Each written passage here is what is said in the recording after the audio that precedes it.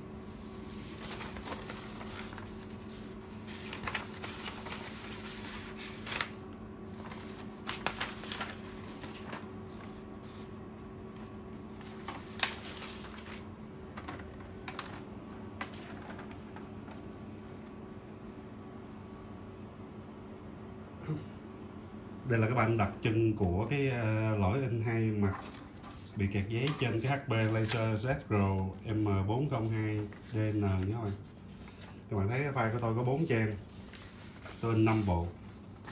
Các bạn thấy trang đầu tiên là 1, 2, 3, 4. Tới bộ thứ hai thì in là 1, 2. Nó chạy sai các bạn, nên nó ra cái trang này ha. Thay vì ra 3, 4 thì nó lại ra trang 2, 1. Lúc này trên màn hình máy in sẽ báo lỗi kẹt giấy nha. Rồi bên trong các bạn thấy giấy này, kéo này.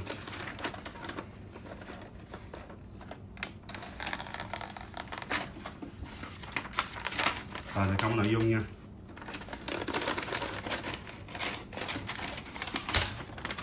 Đây, cái trang thay vì số 3 số 4 ra thì nó lại cái lắp nó đóng sai nên là nó chạy ra trang 1, 2 của bộ thứ 3. Mình phải đánh số vậy nè để cho các bạn tiện theo dõi ha. Nên số bạn nào mà máy in mình bị lỗi in hai mặt kẹt giấy thì các bạn nên test theo cái cách của mình ha. In đánh số trang in ra mà nó chạy sai là do cái lắp đảo hai mặt của cái trang 2 ha. Rồi bây giờ mình sẽ tắt nguồn máy in.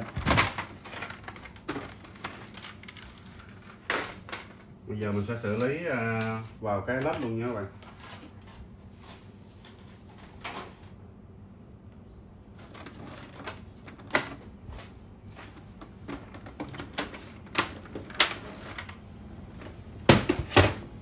Rồi cái máy in thì chúng ta cũng không cần phải tháo hết đâu. Số anh em hỏi mình là tại sao không tháo nắp cửa phía trước ra, thì bên này nó có cái chốt gài đây nè. Những cái nữa ngay chỗ nào mình phải cạy ra, mà cạy ra thì nó sẽ ngay chỗ này nè, nó dễ bị, nó cứng lắm, nó dễ bị gãy bể này kia, rồi hoặc là nó làm lỏng lẻo cái chốt gài ha. Nó có cái cần này nè, cái cần nhựa này là móc vô trong cụm sấy. Rồi một trường hợp khác nữa thì ở phía sau nè có hai cái đệm cao su hai bên đó mà nó bị xài thời gian á, nó chảy cao su ra, nó giống như keo vậy, nó hít dính luôn. Đây ngay nắp nè. Thì trong video trước mình cũng nói ha, nếu mà trường hợp bạn kẹt hai mặt mà thử ra nó không giống như cái trường hợp mình vừa mới in đó, thì các bạn tháo mấy cái đệm cao su ở hai đầu phía bên trong sườn máy. Rồi để tháo ra thì nắm phía sau ha, kéo bàn tay ra. Ngay chỗ này thì thật ra nếu mở nắp cửa phía trước thì tháo nó dễ dàng hơn thôi, nhưng mà cũng không cần thiết đâu bạn. Ngay chỗ này mình làm nói chung là mềm tay một chút xíu thì bạn cũng lấy được cái nắp bên hông ra dễ dàng.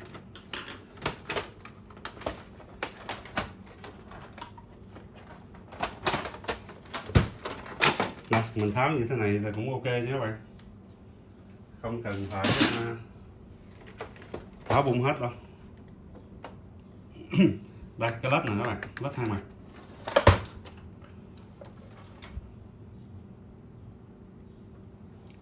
Rồi bây giờ sẽ tháo tổng cộng là 1, 2, 3, 4, 5, 6 con ốc, 7, 8 ốc giữ cái hệ thống nhông cơ khí này ha. và 4 ốc của cái main motor.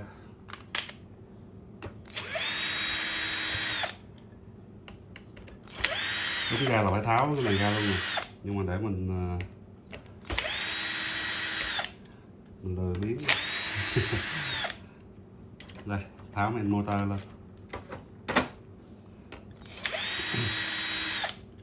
Các bạn thấy cái máy in này nó cũng còn rất là sạch sẽ thôi, tháo ra cơ khí nó là cái bên hông này.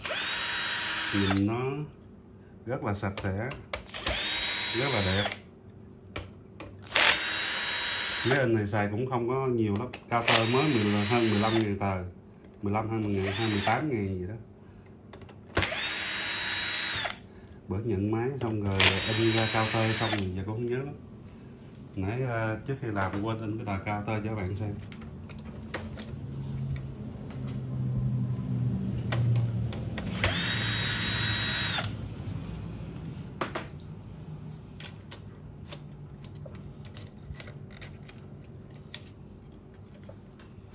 Đây mình nhóm như thế này là mình cũng lấy được cái lớp từ ra rồi, không cần phải tháo hết đâu.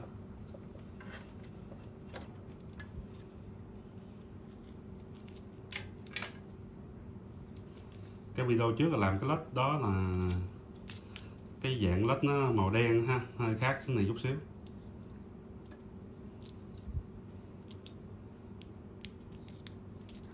Đây. Các bạn bóp hai đầu miếng nhựa lấy ra được.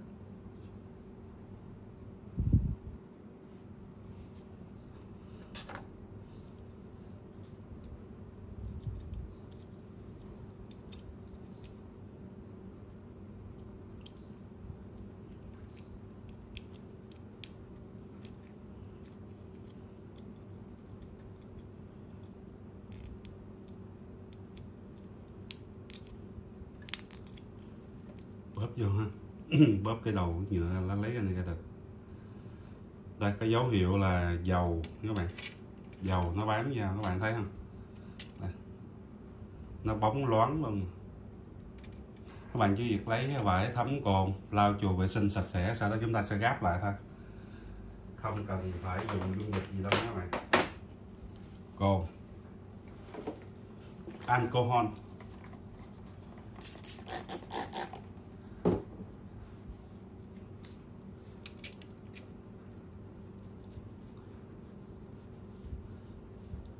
anh em nào có làm máy photo mà có làm mấy cái led này thì thấy cái led này nó cũng dễ dàng thôi.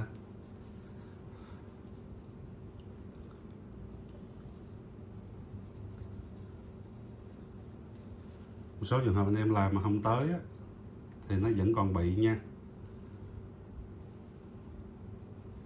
Lau cồn xong rồi lau khô lại.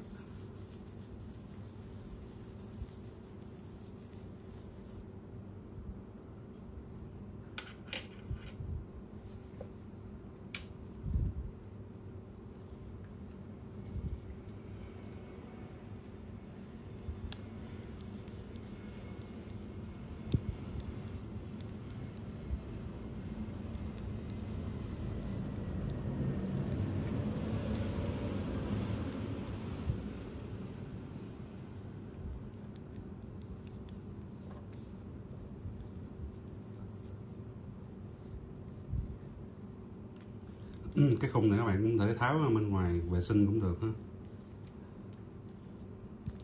Đây, nó là như thế này. Mình tháo ra mình cứ lau chùi cho nó sạch sẽ, khô ráo là ok.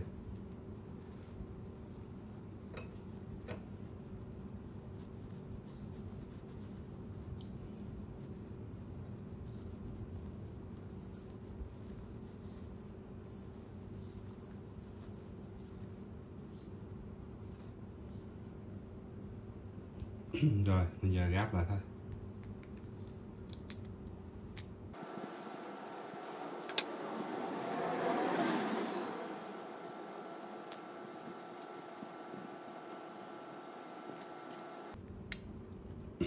Đó, cái mẹo giặt là các bạn sẽ đẩy cái lỗi này nè, nó xuống với cái màu trắng rồi sau đó đẩy lên cho nó dễ dàng ha, chứ còn như mình để bên ngoài thì khó làm.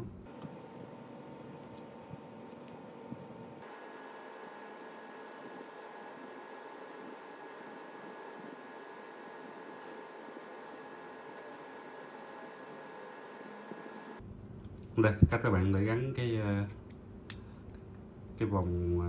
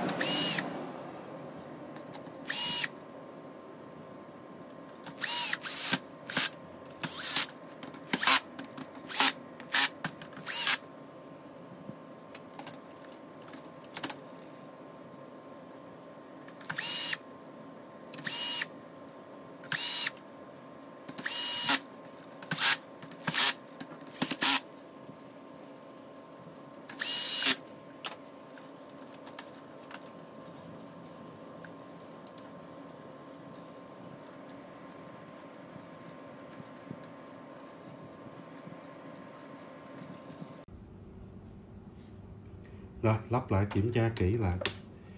Bây giờ mình sẽ test lại nha các bạn.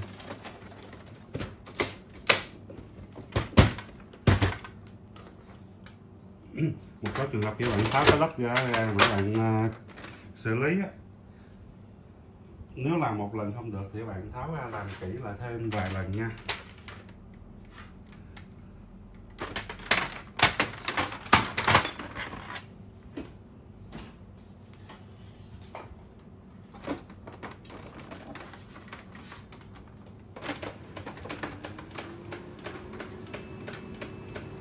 Cái hộp mật bị mất cái lò xo rồi, bị mất cái lò xo nên là khi lắp vào khi các bạn xây này, mình có làm một cái clip ha, lỡ bị mất cái lò xo thì xây thế nào, xây với nhông hướng vô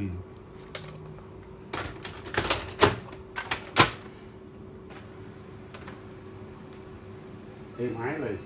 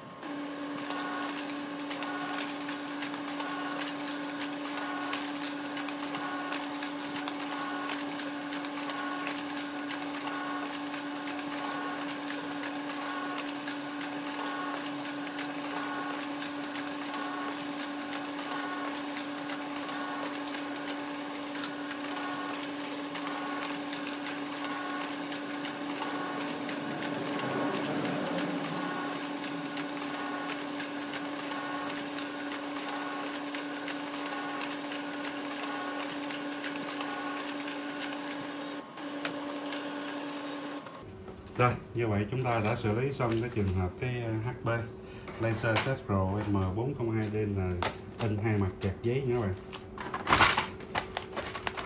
Mình đã in test lại rất là nhiều ha. Giấy này in tới in lui.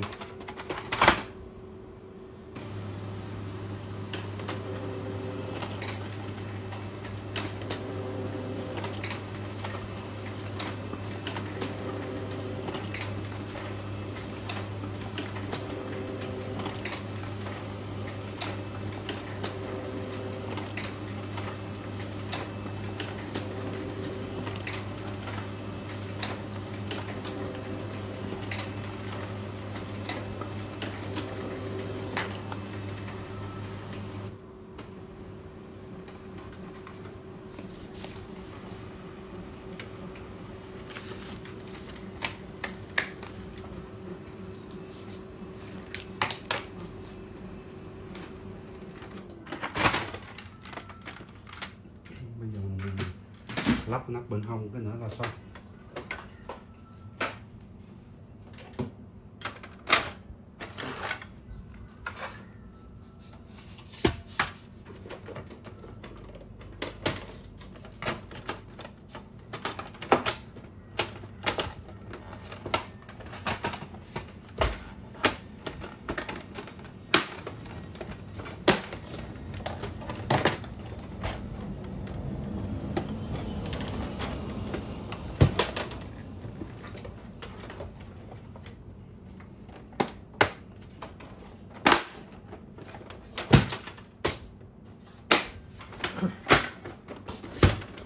Rồi, cảm ơn các bạn đã theo dõi video.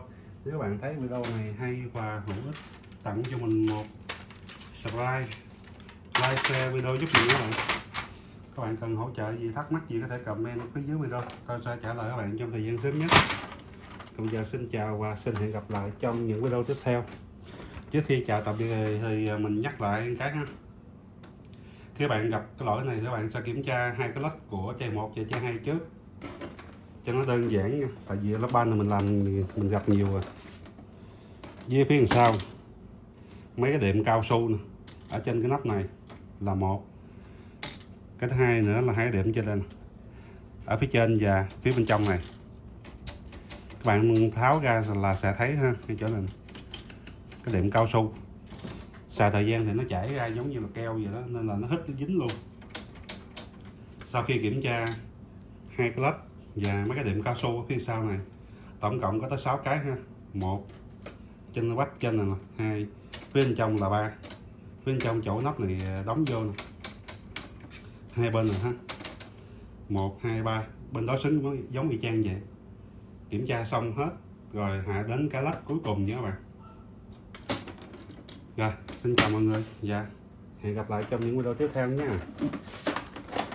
Bây giờ thì sẽ vệ sinh tốt máy cho sạch sẽ rồi trả lại cho khách.